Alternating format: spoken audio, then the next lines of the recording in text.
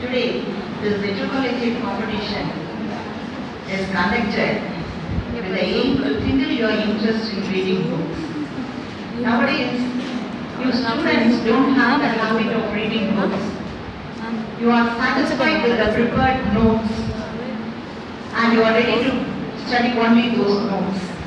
You are not ready to refer the books and get knowledge about the concepts.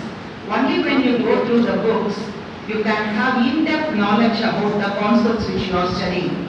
Each chapter in the book, in your prescribed book or in the textbooks or reference books, you will be having an introduction which will read about why these concepts are introduced in this chapter and what is its relevance with the previous chapter. Only knowing those things, you can have an in-depth knowledge about the concepts which you are studying. These things will only help you to go through all the examinations, competitive examinations or examinations related with your subject, and that too for research also.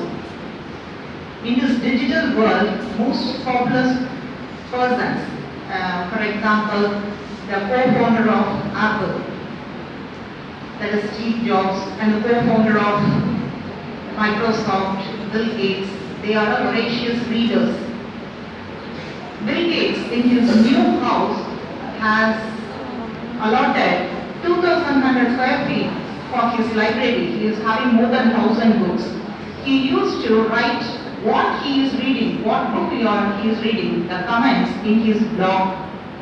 He is having the habit of reading nearly 50 books per year. I think this must be one of the reasons for his success.